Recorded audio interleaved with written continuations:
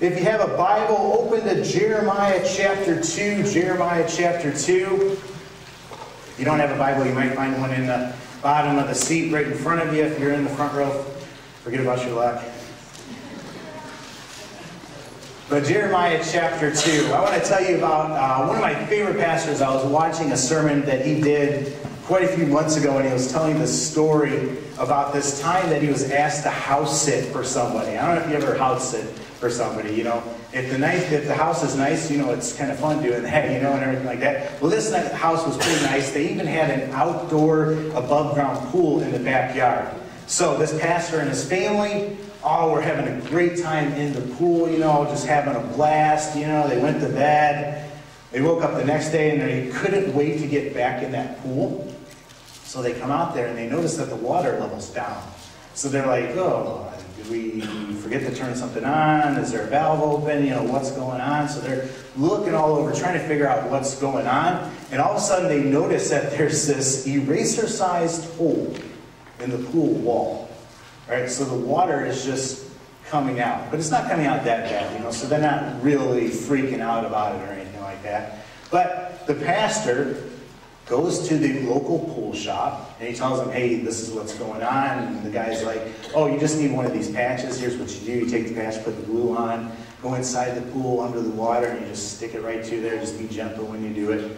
No problem. You know, that'll fix the hole. So he goes home, puts the goggles on, you know, gets under the water, and he's got his patch and everything like that. And he puts the patch over the hole. And all of a sudden it just splits.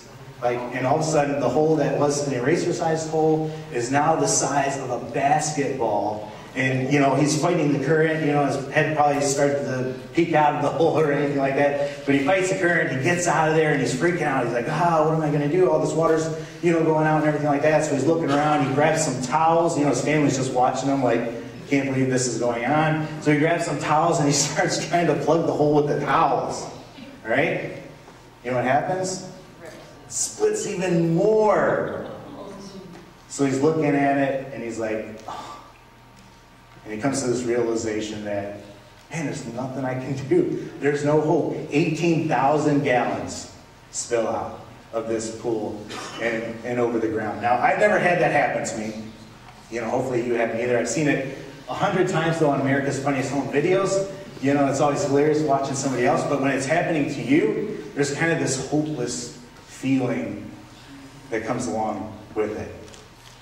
And this image of this pool leaking in the water and everything like that, this is an image that the Old Testament uses to convey what it's like when we put our hope and our trust and everything into something else besides God. So I want you to hang on to that image as we go through this. So we're in Jeremiah chapter 2.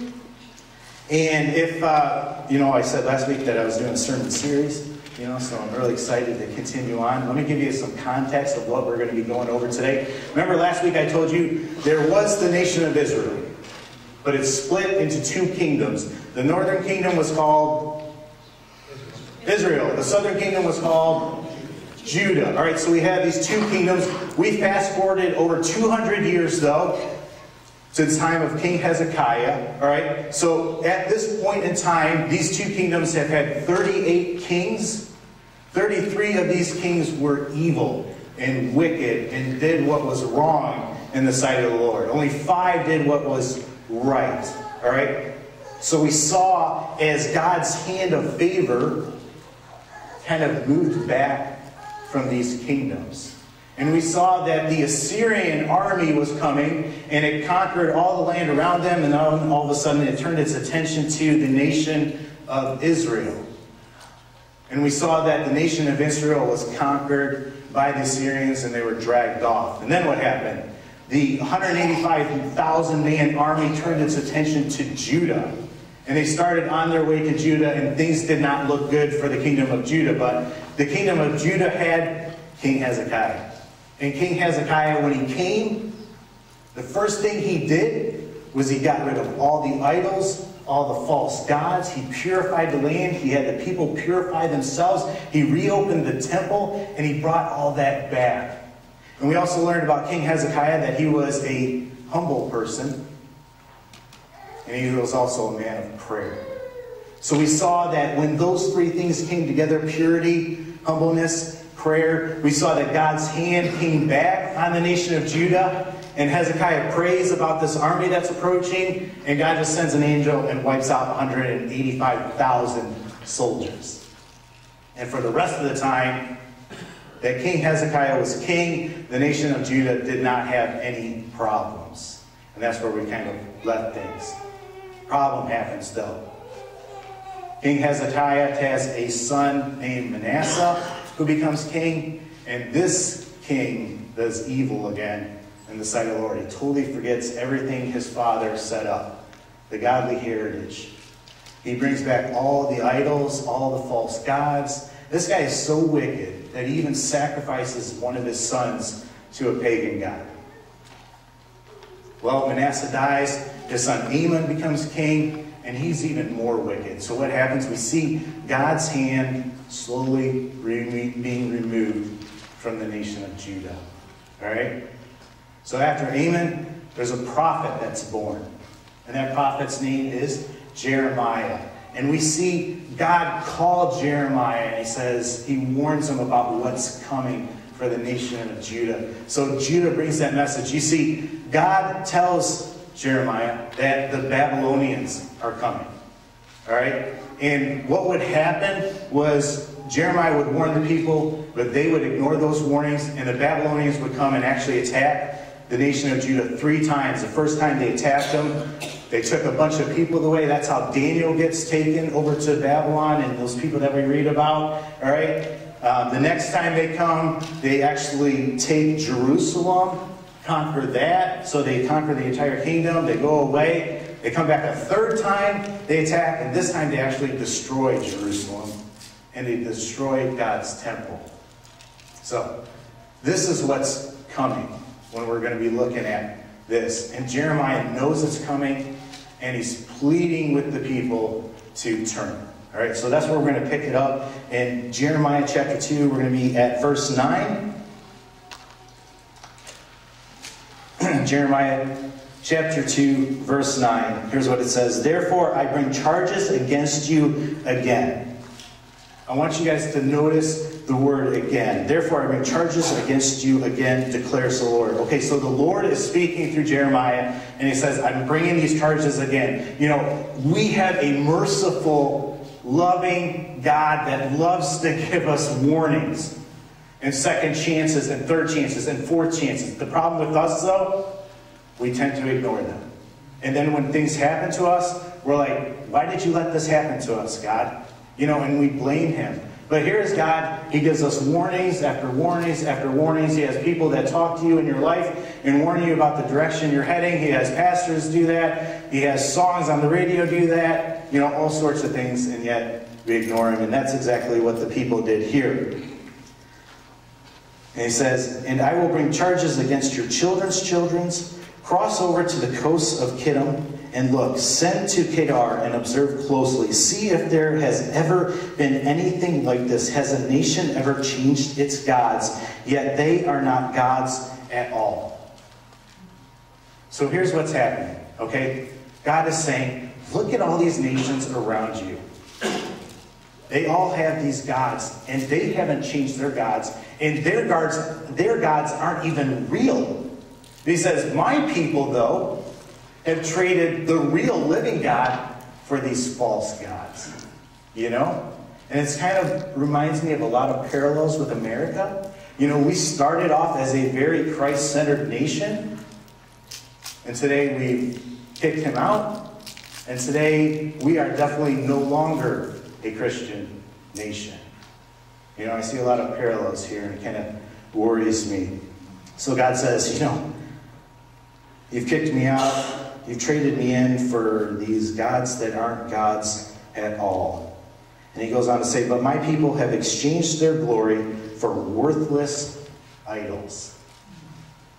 That's what I want to talk to you today about idols. You see, so here's what God is saying. He's saying, basically, he sums up all the people's sins under idolatry. And he says, that's what your problem is, this one category. You know, it's these worthless idols. You've forsaken me, you traded me in for these things. You know, when I read about this, I'm like, man, these people were stupid. You know, these people were morons. They're trading in the one true living God who has done all these things in their lives for these man-made little things. These idols. And yet when I think about it, it sounds crazy, it sounds dumb, but it's exactly what I do. It's exactly what a lot of us do today. So that's what I want to talk about. That's what I want to look at. You know, idolatry is not something that we think of today or look at today. You know, we always think it's about worshiping these little wooden images and everything like that, but it's really not. You know, look at materialism in America. All right?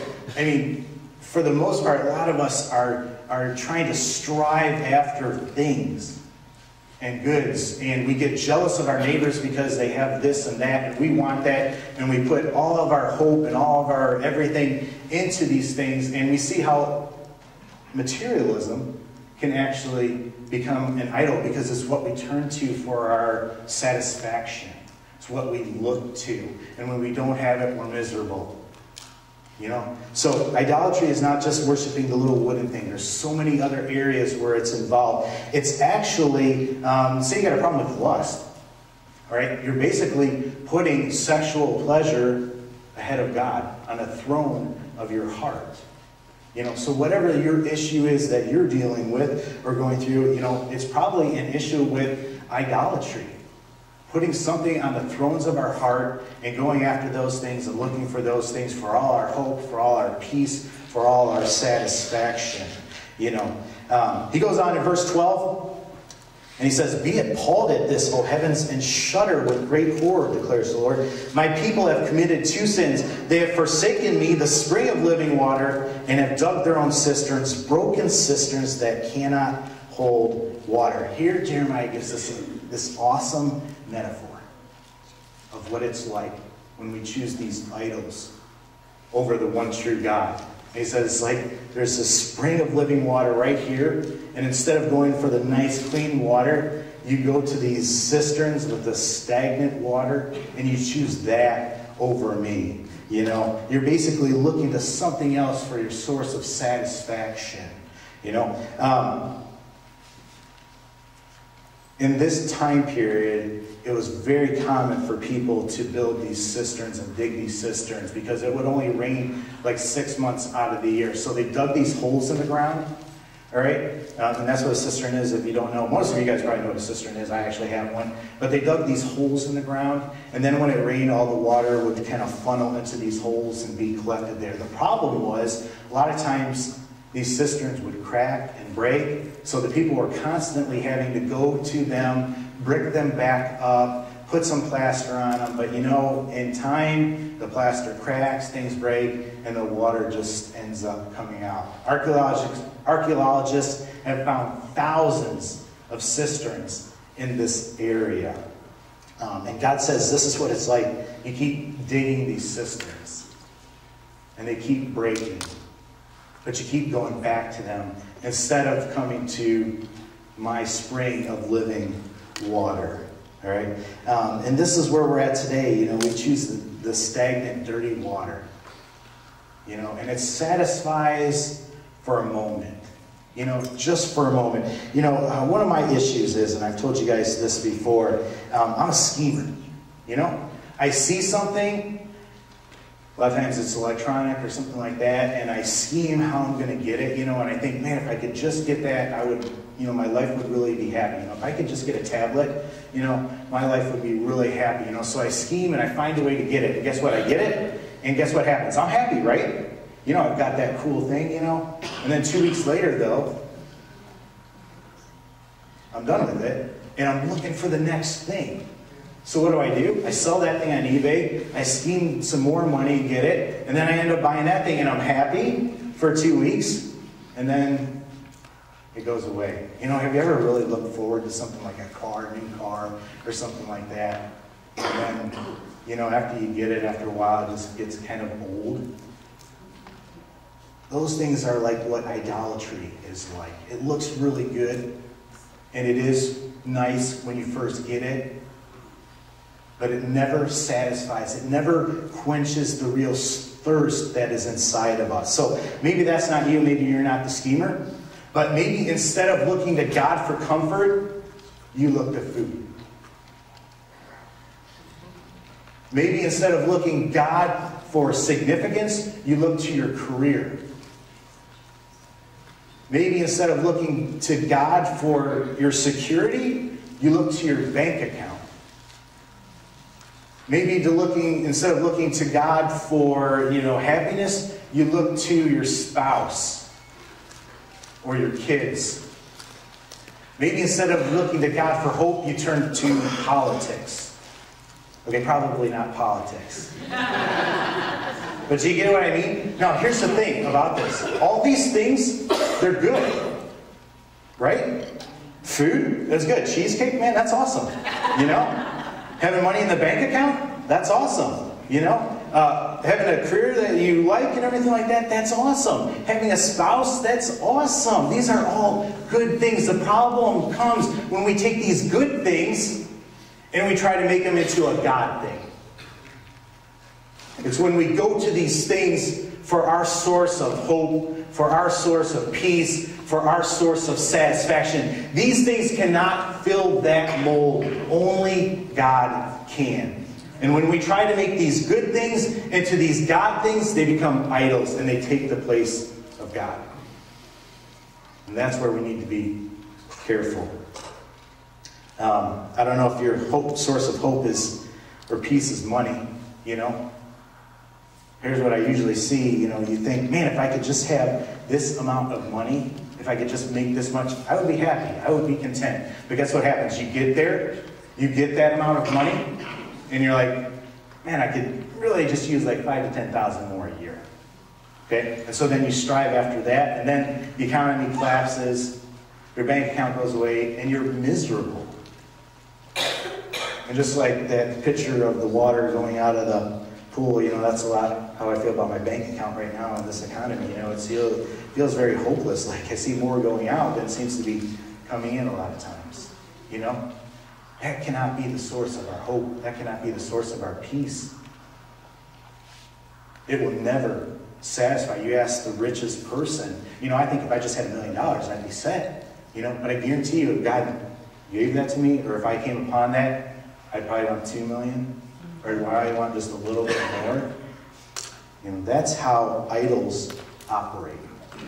That's how the enemy operates. Jeremiah says they dug their own cisterns. I don't know if you guys have ever dug anything. Anybody here dug anything by hand? Yeah. I had to dig a 50-foot trench across my property at my old house because I had this water ponding issue, and I guess I wasn't smart enough to realize you could rent a piece of equipment to do that. So I dug it by hand, 3 foot deep, 50 feet long, and it's really rocky and really clayey. A lot of the land around here has a lot of clay in it. That is hard digging. It took me many evenings afterwards to dig that in.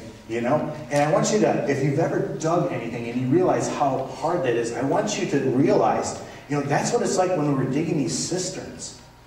Realize how hard it is. Are you ever just like now just tired of all the stuff that's going on in life and you're just kind of wore out from that? We're so busy today. We're so caught up in everything today. It's wearing. It wears on you.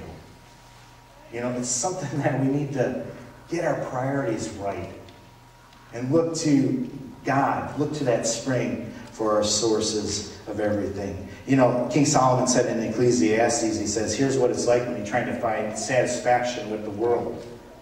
He said it's like trying to chase after the wind. I don't know if you know what that feels like, man, but I've been feeling that a lot here lately. As I'm trying to go in this direction, that direction, do this, do that, do this, do that. And it's just wears you out. Wears you out, man. We've got to get our focus back. Skipping down, Jeremiah says, be appalled at this, O heavens, and shudder with great horror, declares the Lord. Okay, so here we have God the Father. And He cares about us. and he sees us. Instead of going for the nice fresh water, he sees us drinking the stagnant water. And he says to the angels, look at him and shudder. He says he sees this with horror. You know, I have a son that is a very picky eater. I don't know if any of you guys have kids that are very picky eaters, but my wife is a great cook. All right? Usually, like every other week, there is some new dish that she creates or tries out. And like over more than 9 times out of 10, you know, it's really good. Sometimes it's, you know, just okay. But more than 9 times out of 10, it's really good. But here's the thing. My son, 9 times out of 10, won't even try it. He looks at it, and he's like, oh, he starts whining and complaining, and he doesn't want that. He'd rather eat like a hot dog, you know, and macaroni and cheese. Macaroni and cheese is good, you know. But that's what he is, you know. He doesn't even try it, and it's very frustrating for me. Probably even more frustrating for my wife to see him not even try it, not even. And we get frustrated and we're like, oh man, you know, we could put a filet mignon down in front of him. We don't eat filet mignons, but we could, you know, and he'd probably want the hot dog over that, you know, and that's what it's like with God. You know, he is frustrated. He is looking down with horror because we're choosing the hot dogs over the filet mignon. We're choosing the stagnant brown water. You ever see a cistern when it gets down low, your water starts coming off brown? He sees that we're trenching that off the ground, and we're drinking that down, and we're drinking more of it and more of it because it doesn't quench our thirst. And he's like, man, come on. Living water. Take it. Take it. And so Jeremiah, he's pleading with the people. He's like, get rid of the idols. Get rid of all this. And come back to God. You know, I think some of you guys probably have a good indication of this. You know, we see maybe you have a kid that you've seen, that you've told about, you know, trying to serve God and live for God, but maybe you see the choices they make and they go off in a different direction. And you see how those choices constantly are bringing sorrow into their lives. You know, maybe you're like, man, I just wish that they'd get it. I wish that they'd quit looking to these cisterns, because these cisterns, you know, they only provide that moment of happiness. Unlike God, who provides that eternity of peace and of joy. You know, as a youth pastor, I look at the teens, and the teens, a lot of them are attracted to the shiny things of this world. And I see them pursuing after those things. And I'm like, no, don't go after those things. Pursue what's right. Pursue God, and you're going to be happy. You're going to have peace. You're going to have joy in your life. But no, they want this, they want that, and they pursue after them. You know what girls really struggle with when it comes to idolatry? Boyfriends. They look to a guy for their source of hope, for their source of peace, for their source of satisfaction. You know what that guy does often? He takes advantage of that. You know, I don't know how many women in here are single in here. But man, make God your priority. Don't make that guy a priority. There's some good guys. You know, Blaine's a good guy. I don't want to do anything like that. But, you know, there's some good guys. But there's a lot of cruddy guys out there. All right? You know, and I see these girls, and they're devastated half the time. Because the guy breaks up with them, and their source of peace, their source of happiness, their source of satisfaction is gone. And so they're on to the next thing. The next guy.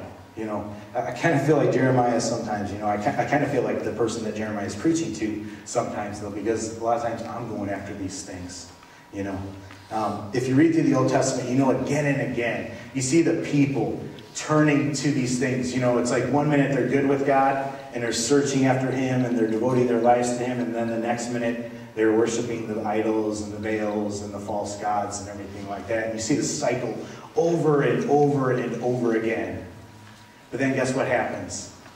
The New Testament happens. And Jesus Christ comes. And do you know how he introduces himself? He says, I am the living water. You know, I love the passage when he meets the woman at the well, the Samaritan woman, and he's talking to her, and come to find out this woman has had 5 husbands, and she's living with the 6th guy. You know, this woman has dug 6 cisterns that have not held the water. They've broken. And what's Jesus tell her? He says, you can drink this world's water, but you're going to be thirsty. If you drink the water that I have, you'll never thirst again. Amen? You'll never thirst again. Man, I wish I could get that in my head. I wish I could really get that in all of your heads. I hope the Holy Spirit's working on you. Why do we want the stagnant water that doesn't? Now, I can't really relate to the woman at the well, but let me tell you something. I've been at a place in my life where career was very important, and it was my identity. I've been at a place where this relationship I had was super important. My friends were super important. We're head of God. I've been at a place where the money in my bank account and the place where I'm living was all a priority. It was all a source for my hope, for my peace, and everything going on. And guess what? 1 minute, literally 1 minute, I lost it all. I lost all of that. And you know what I did in that moment? Man, for the first real time, I turned to Christ. You know what? And it wasn't until Jesus was all that I had that I realized Jesus was all that I need. You know what I'm saying? And I hope for you guys, it doesn't take losing everything for you guys to realize that. You know, I thought it was awesome. And I love when we have baby dedications in here, you know. There is nothing more that I pray for in life than my kids. I want them to know how much God loves them. I want to follow after God. I want them to follow after God. You know, and I think you guys probably would agree with me in that. We don't want our kids to chase after the shiny things that don't last, right? That's right. You know, that's probably why you dedicated your kids today. Here's the thing, though. If you're chasing after those shiny things, there's a good chance your kids are. You want your kids to be dedicated to God? Dedicate yourself to God. Because they're going to follow you. I hope this is a wake-up call. I hope this is a reminder, it is to me, that I need to have my house in order. I need to give my life fully to God and quit messing around with these idols. You know how you know what an idol is in your life? You go through everything that's in your life and you say, what if? You play the game, what if? What if God asked me to give that thing up? How would I react to that? If I'd be like, no way, God, I'm not giving that up, and you get really mad at God, good chance that's probably an idol. If God asked you to give up your house and downsize and give it the extra money away, how would you react to that? If God asked you to give your bank account away to Him right now, how would you react to that? Now, I know what you're thinking. God wouldn't ask me to do that. But then I remember Jesus talking to the rich young ruler, and He says exactly that. Give everything away. You know? How would you react to that? Tells the story. Hey, Blaine, Allison, what if God said, hey, I want you to let each other go. I want you to give up your boyfriend. Blaine, I want you to give up your girlfriend. How would you react to that? You know, I'm picking on them. But how you react, that shows where you place this compared to where you place Jesus Christ. So I want you to think about the things in your life, play the what if game, and see where you stand. You know? Would you stand with me?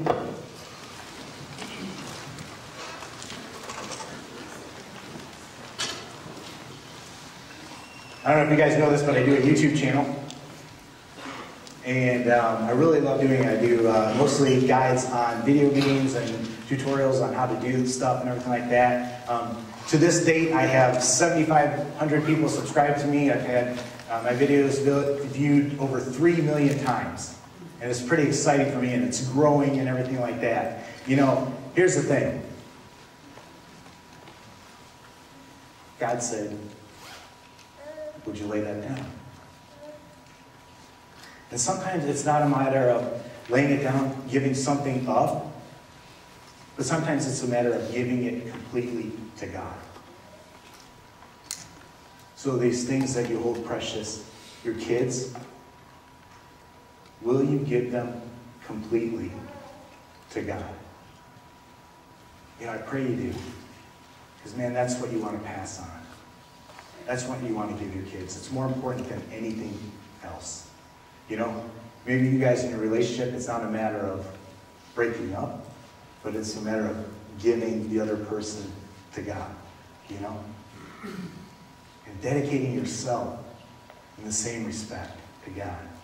Would you bow your heads with me? Father, we thank you for today.